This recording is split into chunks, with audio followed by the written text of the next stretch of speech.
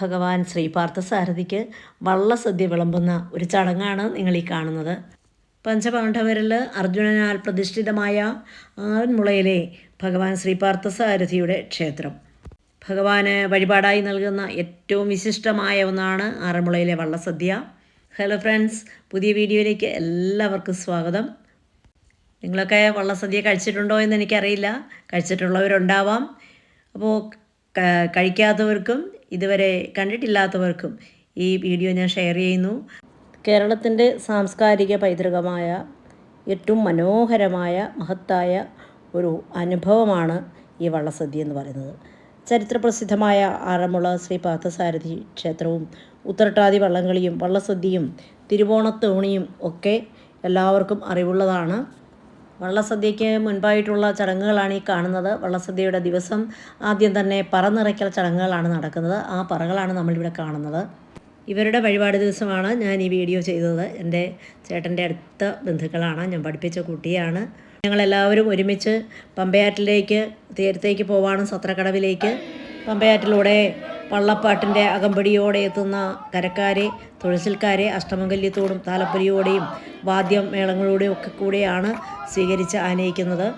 52 കരക്കാരും 52ഓളം പള്ളിയോടങ്ങളും ഉള്ള ഒരു ദേശമാണ്.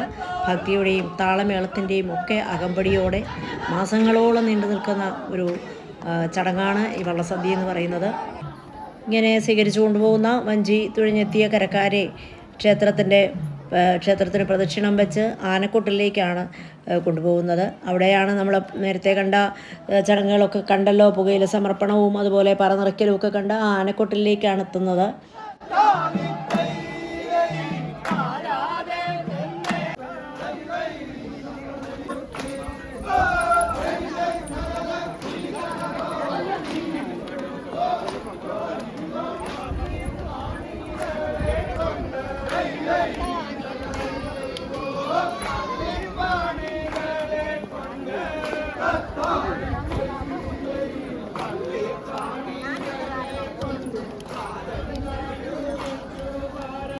ആഴ്വാർമാർ പാടിയ 108 ദിവ്യദേശങ്ങളിലൊന്നായിട്ട് കണക്കാക്കുന്ന ആറന്മുള പാർത്ഥസാരഥി ക്ഷേത്രം കേരളത്തിൻ്റെ തനതായ സംസ്കാരവും ഭക്തിയും ഇഴചേർന്ന ഇവിടുത്തെ ഏറ്റവും വലിയ വഴിപാടാണ് ഈ വള്ളസദ്യ എന്ന് പറയുന്നത്.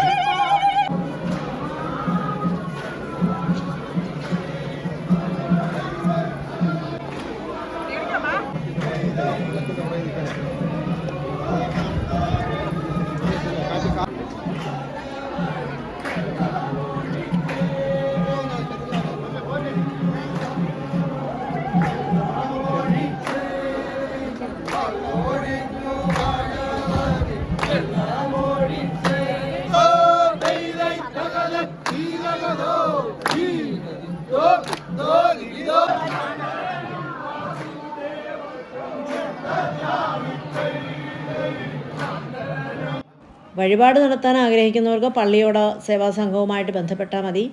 പള്ളിയോട സേവാ സംഘത്തിൽ രജിസ്റ്റർ ചെയ്ത് പിന്നെ വള്ളക്കരകളിൽ നമ്മൾ നേരിട്ട് ചെന്ന് കരക്കാരെ ക്ഷണിച്ച് അങ്ങനെയാണ് പമ്പാ നദിയിലൂടെ ഈ പള്ളിയോടങ്ങളിൽ ആളുകൾ വള്ളസദ്യക്ക് ഇവിടേക്ക് എത്തുന്നത്. ഈ വള്ളസദ്യയായിട്ടും ആറന്മുള പാർത്ഥസാരഥിയുമായിട്ടും ഒക്കെ ബന്ധപ്പെട്ട ധാരാളം ഐതിഹ്യങ്ങളൊക്കെ ഉണ്ട്. 6 മുളകൾ ചേർത്ത് നിർമ്മിച്ച ചെങ്ങാടത്തിൽ ഭഗവാൻ ശ്രീകൃഷ്ണൻ പമ്പയാറ്റിൽ പ്രത്യക്ഷപ്പെട്ടുവെന്നും ആ ചങ്ങാടം എത്തിയ സ്ഥലമാണ് ആറന്മുള എന്ന് അറിയപ്പെടുന്നതെന്നുമാണ് പറയുന്നത്. ആറന്മുളയിലെ ഉത്രട്ടാതി വള്ളംകളി വളരെ പ്രസിദ്ധമാണ്. അതുപോലെ ആറന്മുള കണ്ണാടി അതിനേക്കാൾ ലോകപ്രസിദ്ധമായ ഒന്നാണ്.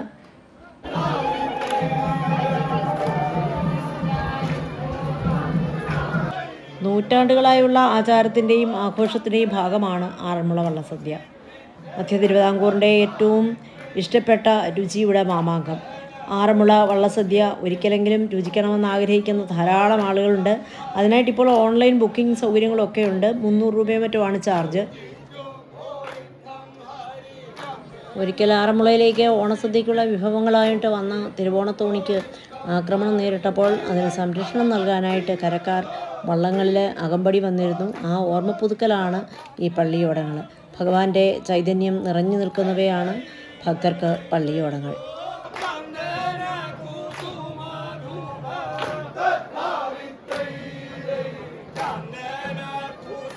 കർക്കിടകം 15 മുതൽ കന്നിമാസം 15 വരെയാണ് വള്ളസദ്യ നടക്കുന്നത്. താലപ്പൊലിയൊക്കെ എടുക്കാൻ നിന്നതുകൊണ്ട് പള്ളിയോടം എത്തിയ സമയത്തെ ഫോട്ടോസും വീഡിയോസൊന്നും എനിക്ക് എടുക്കാൻ കഴിഞ്ഞില്ല. മേലുകരയുടെ തുടക്ക സ്ഥാനത്തു നിന്നുള്ള ചില ഫോട്ടോസ് കാണാം. ഇനി വഞ്ചിപ്പാടിൻ്റെ അകമ്പടിയോടെ ദീപവുമായിട്ട് ഊട്ടുപുരത്തിലേക്കാണ് പോകുന്നത്. ക്ഷേത്രാങ്കണത്തിലുള്ള ഊട്ടുപുരയിൽ തന്നെയായിരുന്നു സദ്യ. ഓരോരുത്തരും ഭഗവാനെ പ്രാർത്ഥിച്ച് അവരുടെ കാര്യങ്ങളൊക്കെ അവരുടെ ഇഷ്ടത്തിനനുസരിച്ച് സാധിച്ചു കഴിയുന്ന സമയത്ത് അവരുടെ ആ ഒരു സന്തോഷത്തിൽ നടത്തുന്ന വഴിപാടാണിത്. ഇതിൻ്റെ ചടങ്ങുകൾ അറിയാത്തവർക്കായിട്ട് ഒന്ന് പറയാം. വള്ളസദ്യ വഴിപാടായിട്ട് നൽകുന്ന ഭക്തരെ രാവിലെ തന്നെ കൊടിമരച്ചുവട്ടിലെത്തി നിറപറ സമർപ്പിച്ച് വള്ളസദ്യ ചടങ്ങുകൾ ആരംഭിക്കുന്നത് അങ്ങനെയാണ്. ഒരു പറ ദേവനും ഒരു പറ പള്ളിയോടത്തിനും എന്നാണ് സങ്കല്പം. ക്ഷേത്രത്തിൽ നിന്നും പൂജ ലഭിക്കുന്ന മാലയും വെറ്റിലയും വാക്കും അതത് പള്ളിയോട കടവിലെത്തി നൽകി പള്ളിയോടത്തെ ക്ഷേത്രത്തിലേക്ക് അവിടെ നിന്ന് യാത്രയാക്കും. പിന്നീടാണ് ക്ഷേത്രത്തിനോട് ചേർന്നുള്ള സത്രക്കടവിലെത്തി പള്ളിയോടത്തെ സ്വീകരിക്കുന്നത്. അഷ്ടമംഗല്യവും താലപ്പൊലിയും അതുപോലെ മുത്തുക്കുടകളും ഒക്കെയായിട്ട് താളമേളങ്ങളോടെ സ്വീകരിച്ച് കൊടിമര ചുവട്ടിലേക്ക് ആനയിക്കുന്നത്. വഞ്ചിപ്പാട്ട് പാടിയെത്തുന്ന തുഴക്കാരും കരക്കാരും തുഴയും മുത്തക്കുടകളുമെല്ലാം ദേവന് നടക്കൽ വയ്ക്കും. ഇതിന് ശേഷമാണ് വള്ളസദ്യ നടക്കുന്നത്. തിരുവാറന്മുളയപ്പന് ആദ്യം തന്നെ വിളപ്പിയിട്ടാണ് മറ്റുള്ളവർക്ക് സദ്യ വിളമ്പുന്നത്.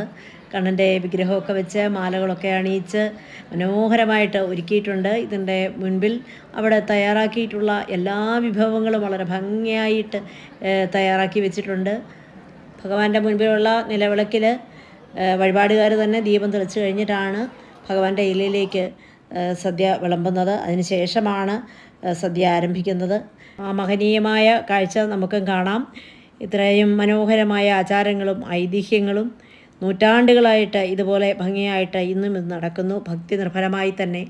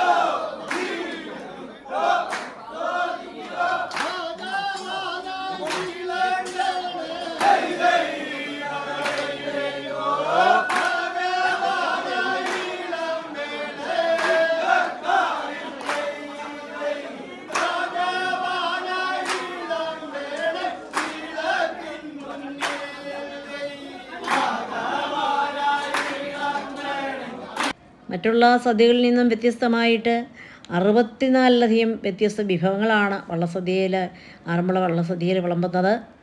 വളരെ ഭക്തി നിർഭരമായിട്ട് നടക്കുന്ന ഒരു ചടങ്ങാണിത്. ഇതിൻ്റെ ഏറ്റവും പ്രധാനപ്പെട്ട പ്രത്യേകത എന്ന് പറയുന്നത് തുഴച്ചിൽക്കാരും കരക്കാരും പാട്ടുകൾ പാടിയാണ് തങ്ങൾക്ക് ആവശ്യമുള്ള കറികൾ, ഉപ്പേരി, പായസം, കിച്ചടി, പച്ചടി എല്ലാം ചോദിച്ചു വാങ്ങുന്നത്. അവർ ചോദിക്കുന്നതനുസരിച്ച് ഇതെല്ലാം വിളമ്പുന്നുണ്ട്. അതെല്ലാം വളരെ മനോഹരമായൊരു കാഴ്ചയാണ്. വള്ളസദ്യയിൽ ഇതുവരെയും പങ്കെടുക്കാൻ സാധിച്ചിട്ടില്ലാത്തവർക്ക് ഇവിടുത്തെ അഷ്ടമിരോഹിണി സദ്യയിൽ പങ്കെടുക്കാൻ ചിങ്ങമാസത്തിലാണിത്.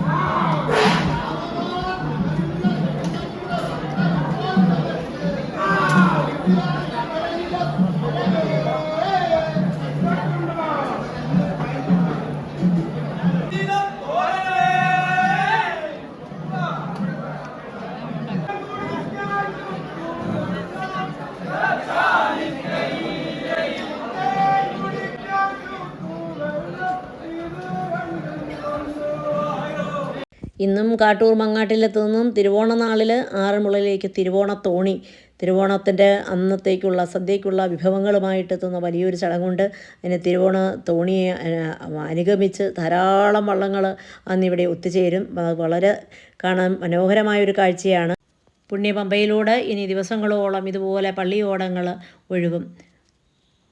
ഇത് മറ്റൊരു കരയുടെ വള്ളമാണ്. ലോകത്ത് എവിടെയെങ്കിലും ഇതുപോലെ മനോഹരമായ ഒരു കാഴ്ചയുണ്ടെന്ന് ഞാൻ വിശ്വസിക്കുന്നില്ല.